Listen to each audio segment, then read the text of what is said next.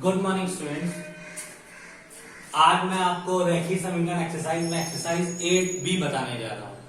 8A exercise में क्या थी, आपको समीकरण दिया हुआ था, आप उससे x का मान निकाल लेते थे।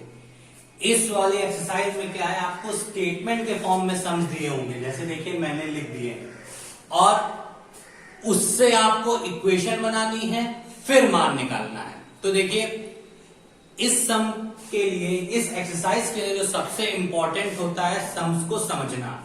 आप अगर सम्स की वर्ड्स को वो क्या कह रहा है अगर आपने ठीक से समझ लिया तो सम बहुत इजी होता है। देखिए, दो संख्याएं ज्ञात कीजिए जिनका अनुपात 7:8 है तथा उनका योगफल 45 है।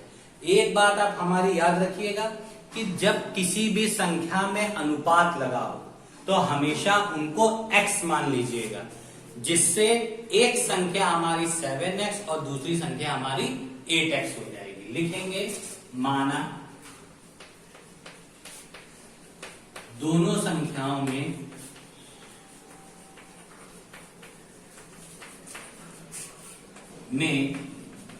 अनुपात बराबर क्या मान लिया, x। तो पहली संख्या हमारी क्या हो गई,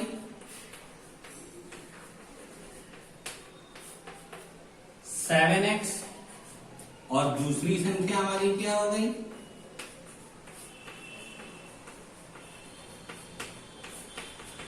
8x। ठीक है, देखिए हमने इन दोनों में अनुपात x मान लिया, तो पहली संख्या मेरी 7x और दूसरी 8x। अब बोल रहा था तथा योगफल 45 है, यानी इन संख्याओं का योगफल क्या है, 45। यानी पहली संख्या प्लस दूसरी संख्या बराबर संख्या का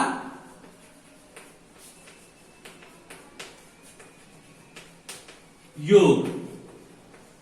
ठीक है, अब देखिए पहली संख्या मेरी क्या है, 7x, दूसरी संख्या मेरी क्या है, 8x, और उनका योगफल कितना दे रखा है, 45। ऐड कर दीजिए 15x, x is equals to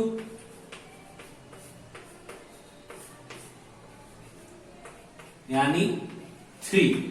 तो x का मान क्या आ गया आपका, 3। ये भी आपका आंसर नहीं आया है, ये हमारा x का मान आया है, वो क्या है, 3। तो मैं इस जगह पे आपको निकाल के दिखा दे रहा हूं।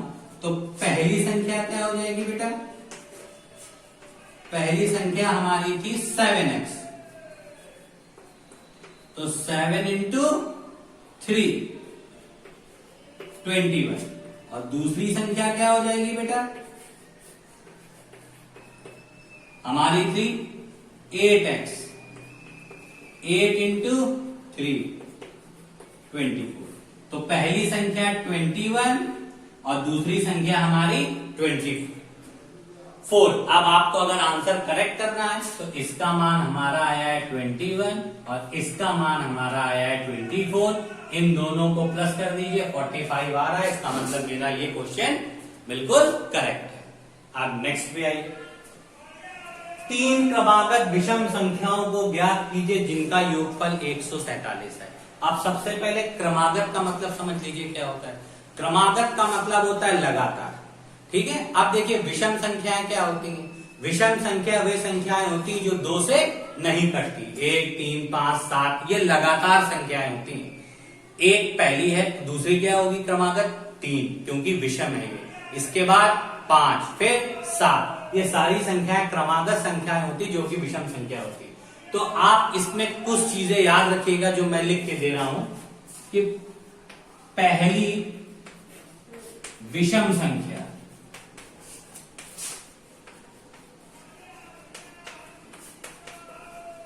टू एक्स प्लस 1, हमेशा पहली विषम संख्या आपको 2x प्लस 1 याद रखनी है।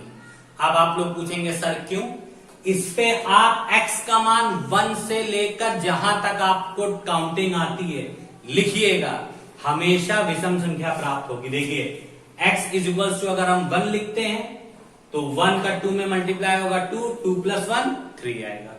x की जगह अगर हम लोग 2 लिखते हैं तो 2 2 जा 4, 4 प्लस 1 5 आएगा। 3 लिखते हैं तो 3 2 जा 6, 6 प्लस 1 7 आएगा। यानी यहाँ x का 1 से लेकर कोई भी मान रखेंगे आप तो हमेशा विषम संख्या प्राप्त होगी। तो पहली हमेशा ये हो गई। दूसरी विषम संख्या हमेशा याद रखिए 2x प्लस 3। इस पे भी आप x का कोई भी मान रखेंगे हमेशा विषम संख्या प्राप्त होगी। और तीसरी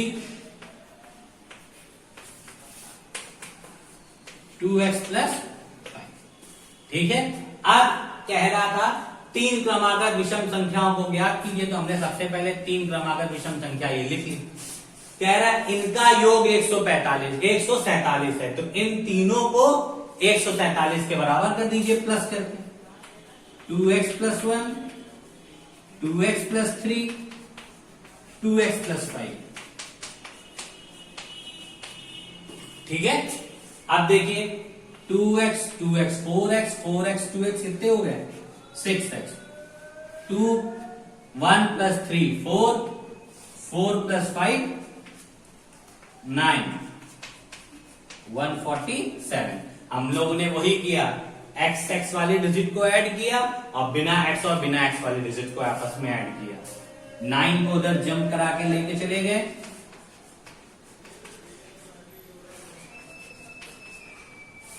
आप सबट्रैक्ट कर दीजिए।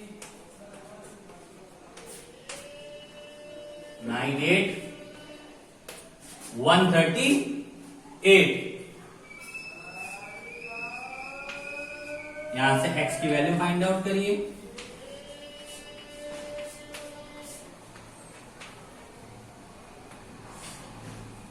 x की वैल्यू यहां आपकी कितनी आ गई? अब देखिए x की वैल्यू हमारी यहां पे 23 आई। अब यहां पे 23 रखेंगे तो अगली वैल्यू जो भी आपके मिलेगी वो हमेशा विषम संख्या होगी। देखिए कैसे,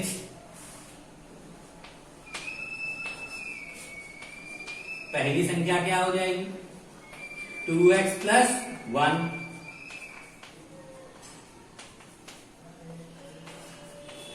प्लस 1। पहली संख्या देखिए हमको क्या प्राप्त हुई 47। दूसरी संख्या हम यहां लिख के दे रहे हैं आपको। दूसरी संख्या हमारी क्या थी 2x प्लस 3।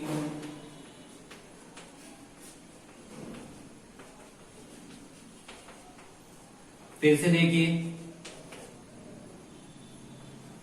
23 प्लस 3 वो आ गया 46 प्लस 3 49। देखिए दूसरी संख्या हमको क्या फाइंड आउट हुई 49। अब तीसरी संख्या मैं आपको यहां निकाल के दे रहा हूं जिससे साफ आप कॉपी में नोट कर सको।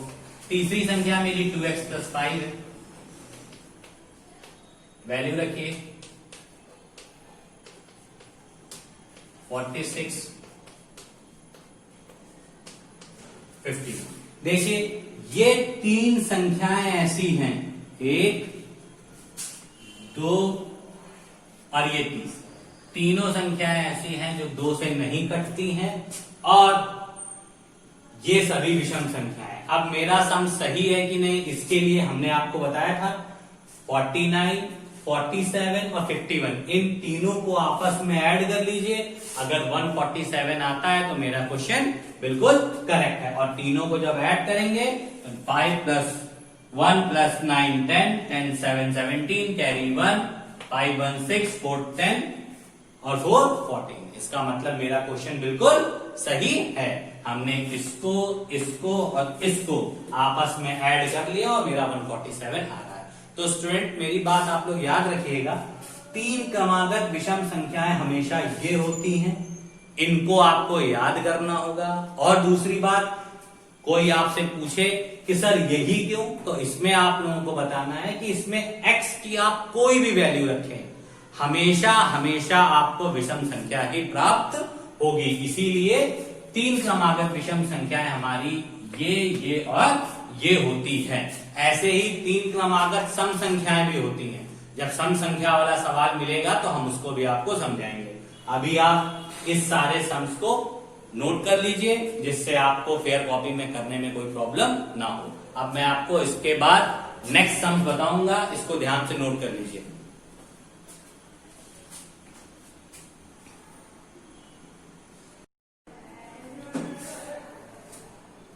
देखिए स्टूडेंट, क्वेश्चन नंबर 3 है, एक आयताकार फ्रेम की लंबाई उसकी चौड़ाई से 15 सेंटीमीटर अधिक है। तो देखिए एक आयताकार फ्रेम बनाइए, इसकी लंबाई अधिक है, तो लंबाई को ज्यादा कर दीजिए और चौड़ाई को कम। कह रहा था उसकी लंबाई जो है चौड़ाई से 15 सेंटीमीटर अधिक है, लंबाई उसकी चौड़ाई से 15 सेंटीमीटर अधिक है। अगर याद रखिए इस आयताकार फ्रेम की चौड़ाई अगर x है तो उसकी जो लंबाई है वो चौड़ाई से 15 सेंटीमीटर अधिक है, तो ये x प्लस कितनी हो जाएगी हमारी 15। ठीक, यदि उसका परिमाप 290 सेंटीमीटर है तो फ्रेम की लंबाई ज्ञात कीजिए। ठीक है, अब देखिए अब हम इस सवाल में कैसे करते हैं। हमको पता चल गया कि फ्रेम की लंबाई हमारी कितनी है x प्लस 15 और फ्रेम की चौड़ाई हमारी कितनी है x। देखिए सवाल में कह रहा था लंबाई उसकी चौड़ाई से 15 सेंटीमीटर अधिक है, यानी लंबाई जो है वो ज्यादा है, चौड़ाई हमारी कम है। और लंबाई कितनी ज्यादा है 15 सेंटीमीटर। तो हमें इसकी चौड़ाई पता नहीं थी, तो हमने इसकी चौड़ाई ये जो है इसको हमने मान लिया x। तो लंबाई जो है वो 15 सेंटीमीटर चौड़ाई से ज्यादा है, तो ये x है, तो ये हमने 15 सेंटीमीटर ज्यादा कर दिया, यानी x प्लस 15 लिख दिया। ठीक है स्टूडेंट, सबसे मेन चीज थी ये जो मैंने आपको समझाई। ये अगर जिसको करना आ गया वो ये क्वेश्चन को कर लेगा। लंबाई चौड़ाई हमको पता हो गई, तो परिमाप हमारा क्या होता है, ये आयताकार है, तो लिखेंगे आयताकार फ्रेम का परिमाप। आयताकार फ्रेम का परिमाप क्या होता है, फॉर्मूला 2 लंबाई प्लस चौड़ाई। ठीक है, परिमाप हमारा कितना दे रखा है इसमें 290। 2 लंबाई हमारी कितनी दे रखी है x, चौड़ाई लंबाई हमारी इसमें कितनी दे रखी है x प्लस 15 और चौड़ाई हमारी दे रखी है x। ठीक है, लंबाई हमारी ये है x प्लस 15, चौड़ाई मेरी ये है वो मैंने लिखी x। देखिए 290 को मैंने as it is note down किया, 2 भी ऐसे लिखा x और x, 2x प्लस 15। अब देखिए सम को इजी करने के लिए क्या करिए, चाहे 2 का अंदर मल्टीप्लाई कर दीजिए, अदरवाइज इस 2 को अपॉन में ले आइए, तो हम अपॉन में ले आते हैं।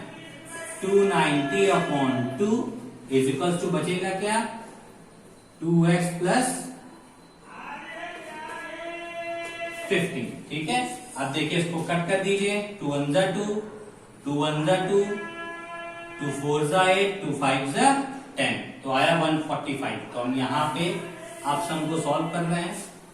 145 is equals to 2x plus 15। अब 15 को जम कराइए, minus 15 is equals to 2, x subtract होगा तो 130 इज इक्वल्स टू 2x। तो x की वैल्यू क्या आएगी 130 upon 2 is equals to x। आप इसी के आगे लिख दीजिए कट करके, 2 6 जा 12, 2 5 जा 10, यानी x की वैल्यू बेटा हमारी कितनी आ गई 65।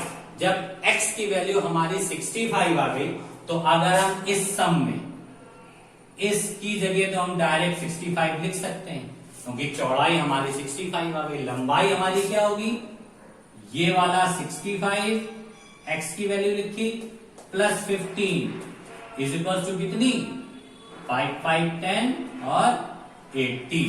ठीक है, कोई दिक्कत तो नहीं आपको, ये समझ में आ गया। तो हम इसको आपको लंबाई अलग से निकालनी होगी। आप इसको फिगर को देख लीजिए, मैं लंबाई अलग से निकाल रहा हूं कि सम आप छोड़ेंगे कहां।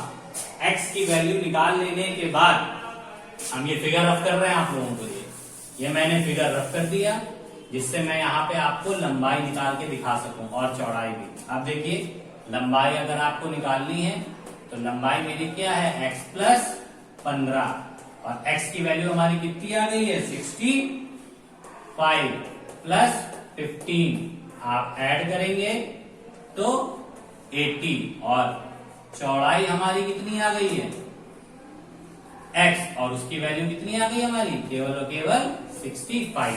अब हमको कंफर्म करना है कि मेरा ये सम सही है कि नहीं। आप इन दोनों को ऐड करिए, आएगा आपका जब इसको ऐड करेंगे 80 प्लस 65 आ गया हमारा कितना 145। अब याद रखिए परिमाप में किससे मल्टीप्लाई किया जाता है 2 से। जब इसमें 2 से मल्टीप्लाई करेंगे तो 290 जो कि मेरा परिमाप दे रखा है। इससे क्या प्रूफ हुआ कि ये दोनों वैल्यूज हमारी सही है और मेरा सम भी सही है। ठीक है स्टूडेंट, जब कभी भी आपको कोई सम निकाल लिया जाए तो तुरंत फॉर्मूले में रख के देख लेना चाहिए। लंबाई प्लस चौड़ाई, तो देखिए मैंने लंबाई और चौड़ाई को प्लस कर दिया 145 आया, तो ब्रैकेट के बाहर 2 लिखा हुआ था 2 से मैंने मल्टीप्लाई कर दिया 290 आया जो कि मेरा परिमाप पहले से ही 290 दे रखा था। इसका मतलब मेरा ये सम भी सही है। अब नेक्स्ट सम देखिए, नेक्स्ट वाले क्वेश्चन में क्या है, दो संख्याओं का अनुपात 3:5 है। तो हमने पहले ही आपको बताया था जब कभी अनुपात दे रखा हो तो x मान लेते हैं। माना संख्याओं में अनुपात बराबर x। दो संख्याओं में अनुपात कितना है तो पहली संख्या क्या हो गई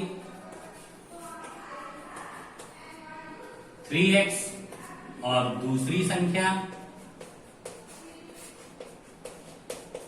5x।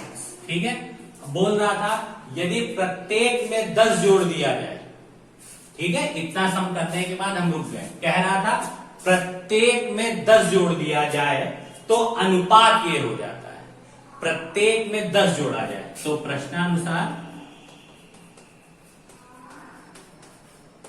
प्रत्येक में 10 जोड़ दीजिए तो पहली संख्या हमारी क्या हो जाएगी 3x प्लस 10 और दूसरी संख्या हमारी क्या हो जाएगी 5x प्लस 10। देखिए दोनों में हमने 10-10 जोड़ दिया तो संख्या हो गई। अब अनुपात क्या हो जाता है 5:7। आप कहेंगे सर आपने ये अनुपात दे रखा, अब यहां x मानिए। अब इसमें x नहीं मानेंगे क्योंकि अब की वो कह रहा है कि संख्याओं का अनुपात ये हो जाता है। तो अब इन दोनों संख्याओं को बटे में लिख देंगे 3x plus 10 upon 5x plus 10 और इक्वल किसके हो जा रहा है 5/7 के। ठीक है, कभी भी अब इसको x मत मान लीजिएगा क्योंकि उसने ये रेशियो यानी ये अनुपात तब आता है जब प्रत्येक संख्या में 10 जोड़ दिया जाता है। तो हम पहले ही अनुपात x ले चुके हैं और संख्याओं में 10 और 10 दोनों जोड़ चुके हैं। तो इन जब दोनों को भाग करते हैं तब हमारी वैल्यू क्या आती है 5/7। इसके आगे का सॉल्यूशन हमको करने की जरूरत तो है नहीं, आप लोग कर लोगे। पर फिर भी जो बच्चे नहीं कर पाएंगे उनके लिए मैं एक बार फिर से दिखा रहा हूं कि आप इनमें क्रॉस मल्टीप्लीकेशन करिए जिसको त्रिय गुणा बोलते हैं। 7 मैंने बताया था ब्रैकेट में सम्स को करेंगे तो गलती होने के चांसेस कम हो जाएंगे। 5x प्लस 10 देखिए 7 3 21x 7 10 70 5 5 25x प्लस 5 10 50। मैंने 7 का पहले इससे मल्टीप्लाई किया ये आया, 7 का 10 से मल्टीप्लाई किया 70 आया, 5 का 5 से मल्टीप्लाई किया 25 आया, 5 का 10 से मल्टीप्लाई किया तो 50 आया। अब वही हमारा पुराना फंडा x एक तरफ बिना x वाले डिजिट्स एक तरफ, तो 21x माइनस 25x और इधर से 70 चला जाएगा, तो 50 माइनस 70। आप देखिए 21x में से 25 सब्ट्रैक्ट तो होता है, बट हम करते हैं, हम लोग क्या करेंगे, 25 से 21 सब्ट्रैक्ट करेंगे तो 4 आएगा। हमको पता है प्लस माइनस माइनस होता है, but we always put the sign of greater. जो संख्या बड़ी होती है उसका निशान लगाते हैं। तो 25 बड़ा है और 25 के पहले माइनस है, तो मैंने माइनस लगा दिया। वही काम मैंने इसके साथ किया। इन दोनों को जब सब्ट्रैक्ट किया तो 20 आया, बट 70 50 से बड़ा होता है और 70 के पहले माइनस लगा हुआ है, इसलिए मैंने यहां पे भी क्या लगा दिया, माइनस। तो हमारी जो डिजिट आई है वो आई है -4x = -20। अब माइनस से माइनस कट, तो x की वैल्यू कितनी आ गई, 20/4, 4 5 20, तो x = कितना आ गया मेरा 5। अब अगर हम आपको संख्या निकालने के लिए बोलें तो संख्या मेरी पहली क्या आ जाएगी, संख्या 3x, यानी 5 3 15, और दूसरी संख्या मेरी कितनी आ जाएगी 5x, यानी 5 5 25। तो अगर हम पहली संख्या यहां निकालें, पहली संख्या हमारी थी क्या 3x, तो 3 × 5 15, और दूसरी संख्या हमारी क्या थी 5x, मैं ऊपर निकाल दे रहा हूं उसको, तो दूसरी संख्या मेरी क्या हो जाएगी 5x, यानी x की वैल्यू पुट करिए, 5 × 5 = 25। ठीक है स्टूडेंट, तो आपका आंसर क्या आया, एक आया आपका 15 और दूसरा आया आपका 25। अब आप बोलोगे सर इसको कैसे पता करें सही है कि नहीं। देखिए दो संख्याओं में अनुपात कितना दे रखा था, 3:5 का। अगर आप इन संख्याओं को आपस में डिवाइड करोगे, मैं आपको यहां करके दिखा रहा हूं, देखिए अगर आप लोग डिवाइड करोगे तो 15 ऊपर लिखोगे, 25 नीचे लिखोगे, 5 3 15 एंड 5 5 25। देखिए अनुपात कितने का आ रहा, 3:5, और यही मेरा क्वेश्चन में दे रखा है। इसका मतलब ये भी सम मेरा बिल्कुल सही है और इसका आंसर भी करेक्ट है। तो आप लोग इस सम्स की भी फेयर कॉपी में फोटो स्क्रीनशॉट लेके नोट डाउन कर लीजिए। अगर कुछ नहीं समझ में आया तो हमसे मैसेज या कॉल के थ्रू पूछिए। Thank you and have a nice day.